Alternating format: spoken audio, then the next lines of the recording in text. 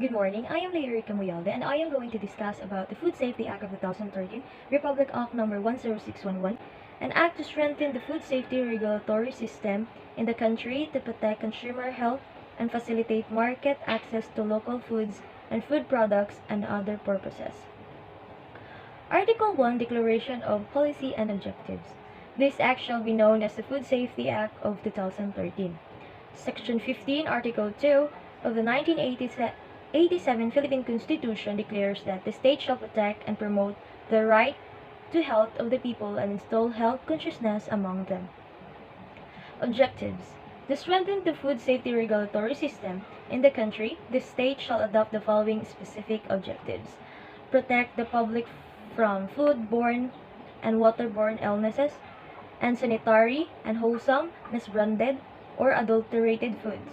Second, enhance industry and consumer confidence in the food regulatory system, and achieve economic growth and development by promoting fair trade practices and a sound regulatory foundation for domestic and international trade.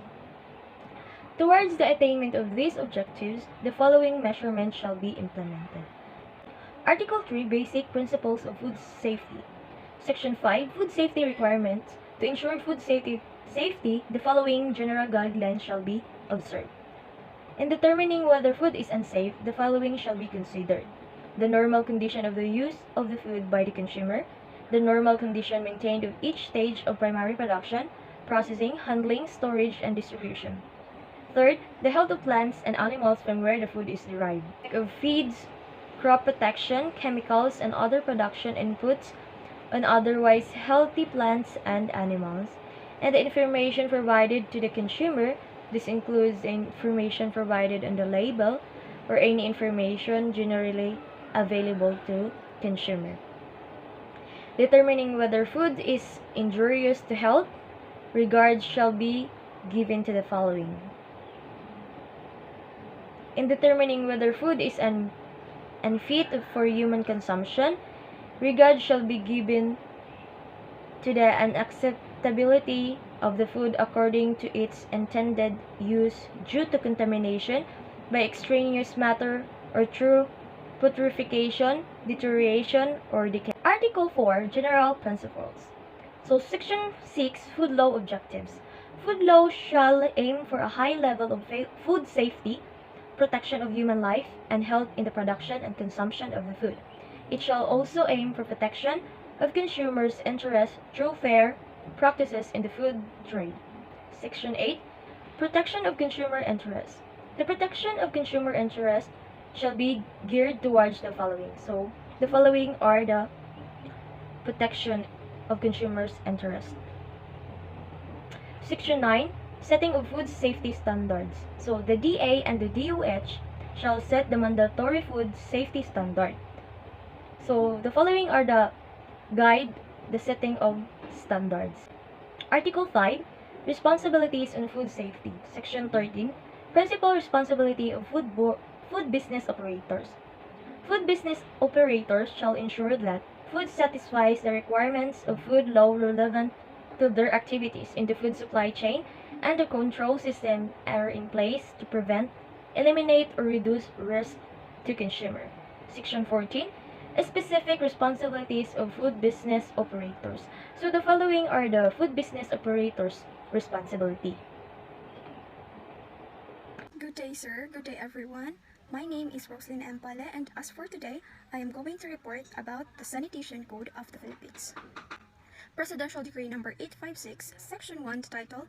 The title of this code is Code on Sanitation of the Philippines. It was vested and signed by President Ferdinand E. Marcos last December 23, 1975. Section 2 of this presidential decree is the definition of terms that whenever any of the following words or terms is issued herein or in any rule or regulation issued under this code, it shall have the meaning given in this section as follows.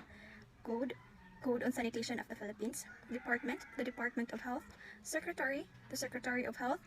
Regional Director, an official who heads a regional health office.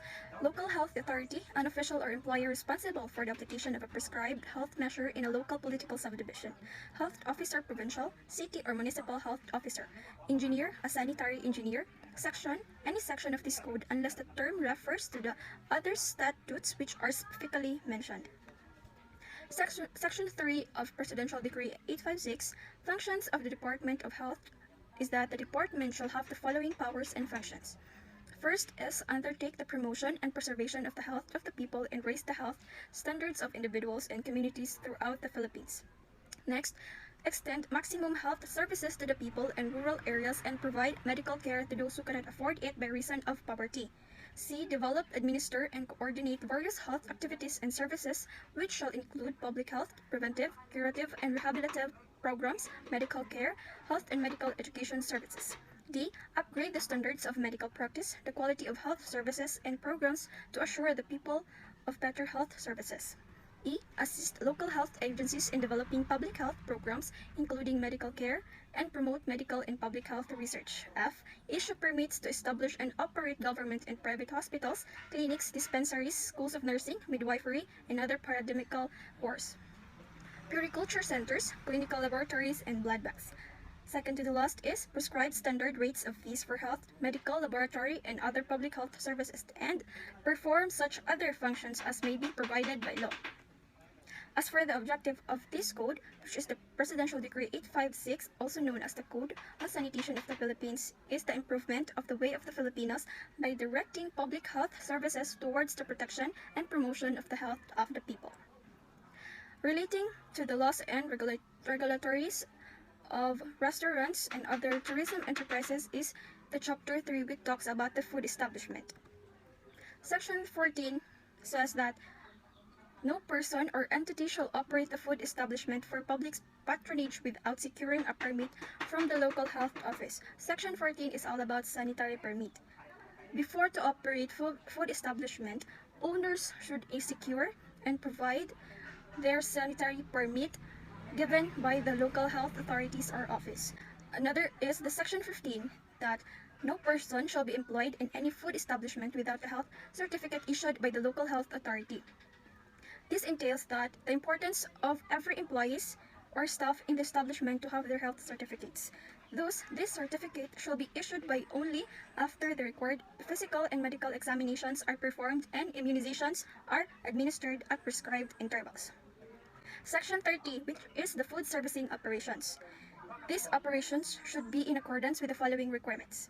Since when we say food servicing operations, it talks about the things that we must not do inside the restaurant to ensure that there will be no food contaminations and harming our guests. First, the following requirements are hand contacts with food or drink shall be avoided. Fingers shall not be used to serve butter, ice, or similar items of food because there are intended materials and equipments that must be properly used. Sugar shall be served in covered dispensers or containers or in packages wrapped for single service because there are times their customers do not like to have insects or pests in their foods. Another requirement, the surfaces of containers and utensils, including glasses and tableware, which come in contact with food and drink shall not be handled.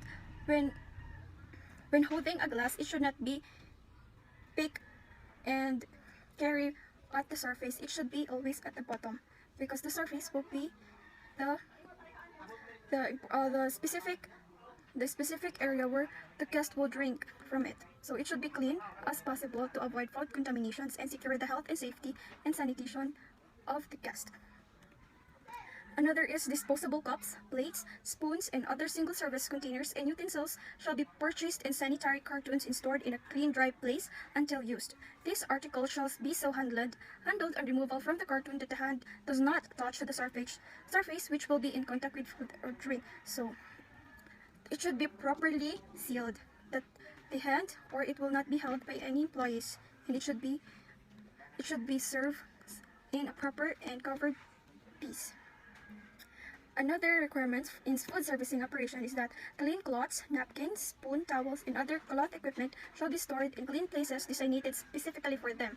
Soiled linens, including towels, aprons, and coat, shall be stored in a closed bin or lockers suitably marked. So, the clean and dirty linens shall be separated because one possible way the clean could be get dirty. Just for example, the bad odor coming from the dirty linens will be transferred into the clean linen. So that is not sanitary. That would affect the clean linen, so it should be separated, the clean and dirty. Letter E of the following requirements is that spoons, spatulas, dippers, and scoops used intermittently for dispensing frozen dessert shall be kept in running water and in water maintained at 170 Fahrenheit or 77 Celsius and frequently changed, or they may be washed and stored in a dry place after each use. So they should be sterilized, such as the spoons, spatulas, dippers, and scoops. They should be always sterilized to prevent the bacteria from growing. So that will be the food servicing operations requirements. Hey everyone, my name is Maryvin of Pacaoncis, and today I'm going to report Republic Act number 7394, the Consumer Act of the Philippines. Declaration of Basic Policy. It is the policy of the state to protect the interests of the consumer, promote its general welfare, and to establish standards of conduct for business and industry. Towards this end, the state shall implement measures to achieve the following objectives. Letter A. Protection against hazards to health and safety. Letter B. Protection against deceptive, unfair, and unconscionable sales acts and practices. Letter C. Provisions of information and education to facilitate sound choice and the proper exercise of rights by the consumer. Letter D. Provision of adequate rights and means of redress. And letter E. Involvement of consumer representatives in the formulation of social and economic policies. Status of consumer protection in the Philippines. The economic slowdown of 1997 persuaded then President Joseph Estrada to consider further liberalizing trade and introducing a clear set of rules to attract foreign direct investment. As a result, the General Banking Act and the Securities Regulation Code were introduced along with other reforms aimed to reinvigorate the Philippine economy.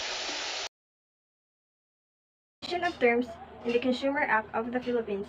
The purpose of this act, the term advertisement means prepared and through any form of mass medium subsequently applied, disseminated, or circulated advertising matter. Advertising means the business of conceptualizing, presenting, or making available to the public through any form of mass media, fact, data, information about the attributes, features, quality of or availability of consumer products, services, or credit. Advertising agency or agent means a service organization or enterprise creating, conducting, producing, implementing, or giving counsel on promotional campaigns or program through any medium for and in behalf of any advertiser. Advertiser means the client of the advertising agency or the sponsor of the advertisement on whose account the advertising is prepared or conceptualized, presented, or disseminated. Purpose related to the production, harvest, processing, manufacture, distribution, storage, transportation, marketing, exhibition, or disposition of agricultural, fishery, or marine products. Those are examples of the definition of terms in the Consumer Act of the Philippines. The aim of Consumer Act of the Philippines to protect consumer against hazards to health and safety. Protect consumer against deceptive, unfair, and unconscionable sales act and practices. Provide information and education to facilitate sound choice and the proper exercise of rights by the consumers. Provide adequate rights and means of readiness and involve consumer representatives in the formulation of social and economic policies.